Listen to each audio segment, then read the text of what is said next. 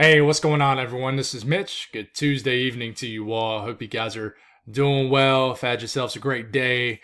Feeling great out there. Just wanting to give you guys a quick update on what's going on with the weather for tomorrow because I do think it's going to be quite active.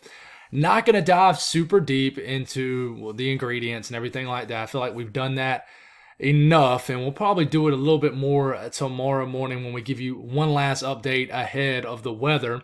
But I do want to give you guys some good information, some good cut and dry information on what could unfold tomorrow. We're going to focus on the HRRR model, which we typically do here on this channel, and we'll talk about the category risk levels, things like that, and get you guys and feed you guys some really good information to keep you guys aware of what's going to happen in the Deep South. We're not just going to talk about the Deep South. We'll give you an update also up in New England because I do think you guys could get a pretty intense line of storms that could sweep through New Jersey, the New York City, Long Island area, all the way into southern sections of New England, all the way up to Boston. So we'll talk a little bit on that too. But with that being said, if you guys have not subscribed, certainly consider doing that. Like the video if you like it. If you guys got anything that I can pray about or pray over, as always, please put it in the comments below so I can pray over it and so others can do so too. So let's take a broad look at what's going on. And I want to note, there's a lot going on right now. A lot of active severe thunderstorm warnings out there, severe warned storms, even some tornado warnings in the panhandle of Texas right now.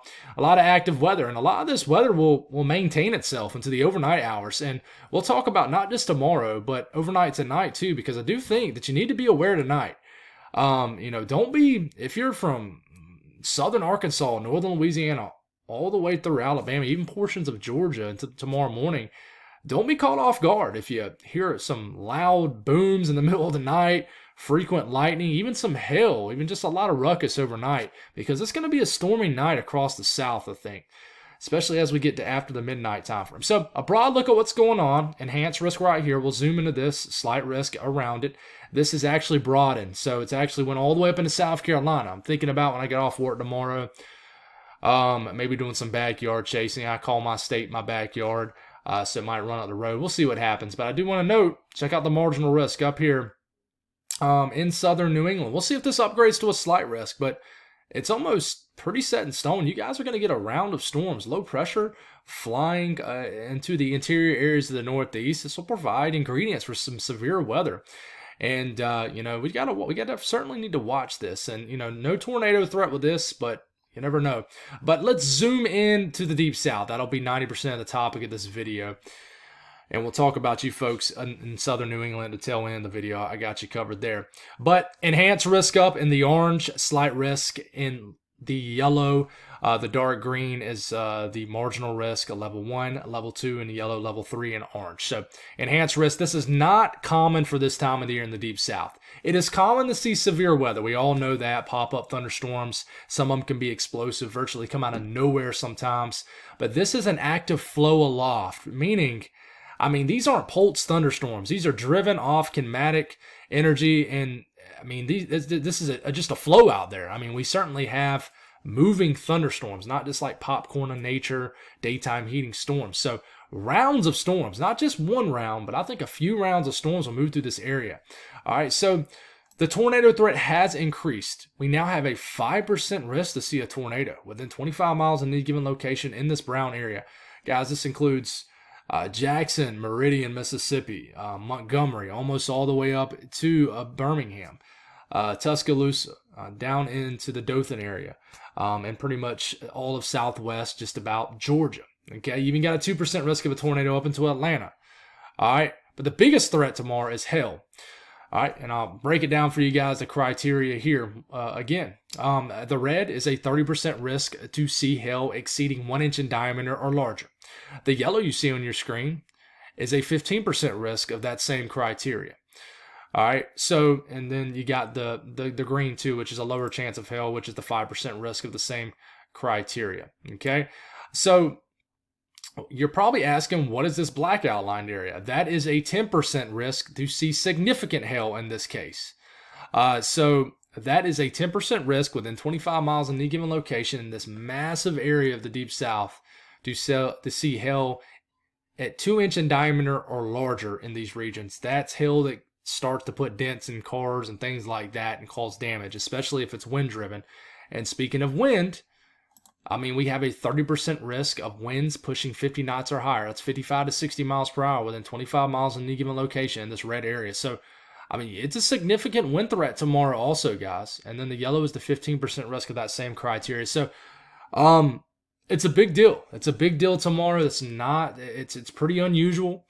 And a lot of people are going to see some big time storms. So let's start it off from west and then we'll work our way east. So I want to note kind of what's going on right now. We got a lot of mini supercells. This one just went severe warned in northeast Texas, severe thunderstorms, and southwest Arkansas. Some storms will move into northern Louisiana throughout the evening hours all the way through the overnight hours. And I mean, we got a lot of weather going in central Texas too. Big storm here that you can't see because we're not in this radar outlook. And then we got a tornado warning storm well north of Amarillo. I mean, but you know, there's a lot of activity. I mean, this will continue to move this area.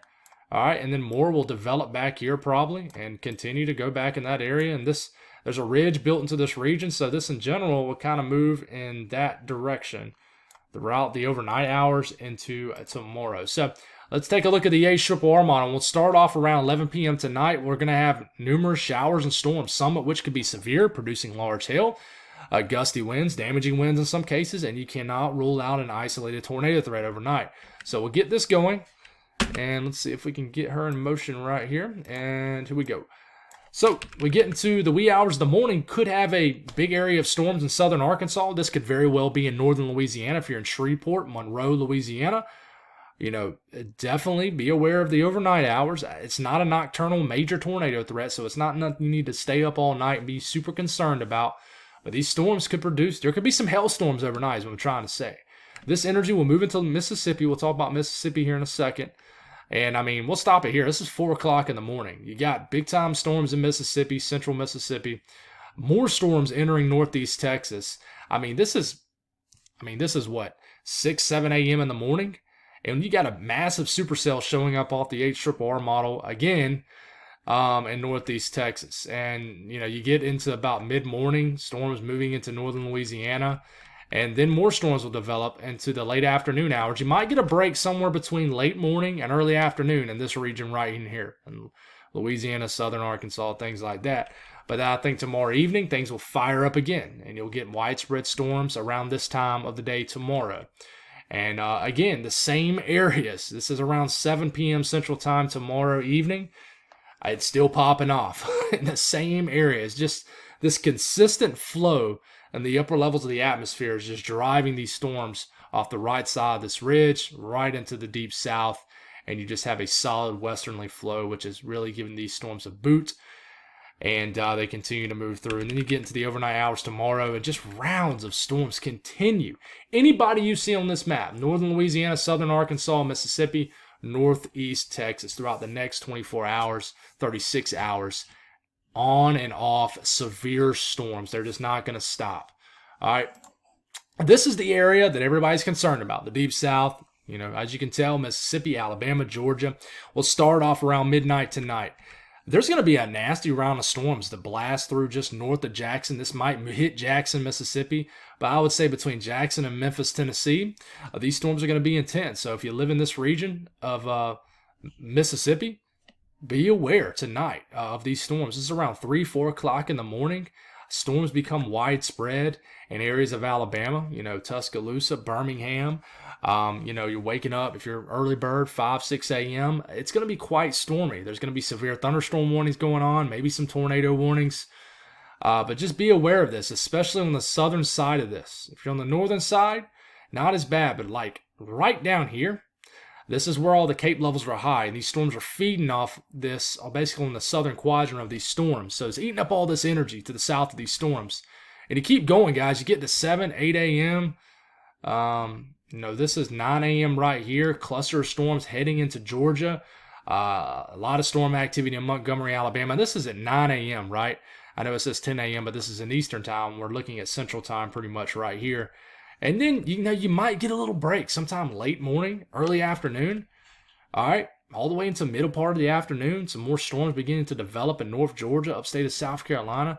And then as you are getting into the late afternoon, evening time period, more storms fly through. So this is the wild card. I would say late morning, early to mid-afternoon for the deep south. Do you get a lull, like a period where not a lot's going on? That's a big question mark, because that period is, typically the time of the day where storms take advantage of the most, where it's the hottest time of the day, afternoon, the summertime.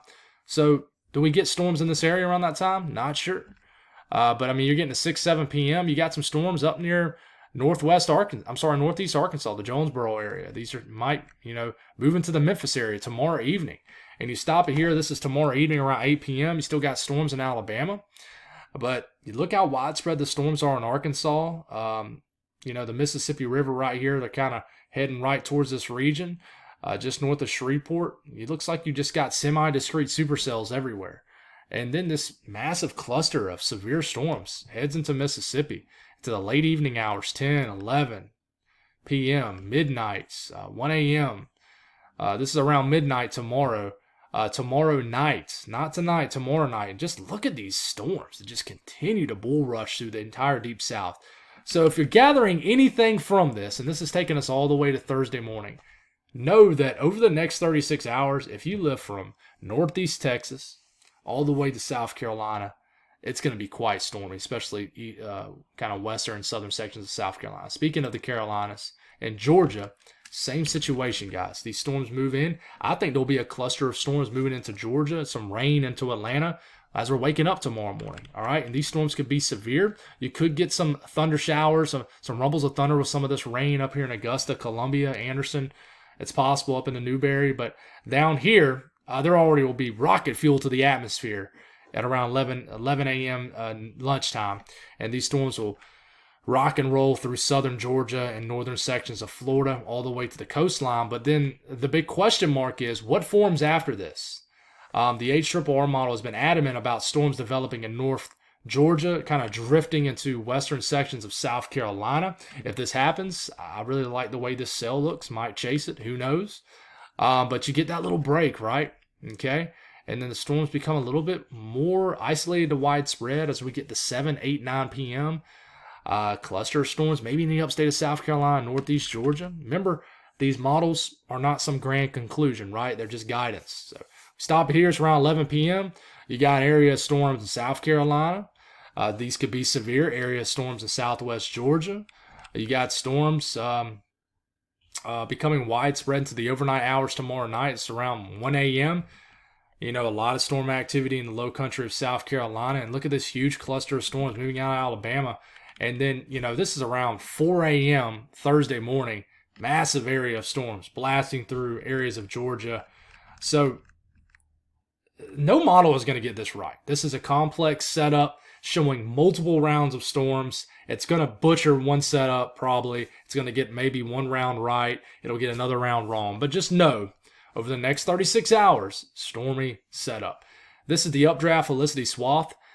This basically shows where some of these storms will be rotating. Now, guys, where you see the higher colors, the more vibrant colors, it doesn't mean there's a 100% chance there's going to be a tornado. What it's telling us is that there's a higher chance in these areas that some of these storms will be rotating. And I think a lot of these storms will be rotating tomorrow, especially on the southern extent of these lines of storms. It's just, or any of them going to latch, which means, is it going to touch the ground? Is it going to be an actual tornado? Let's hope not.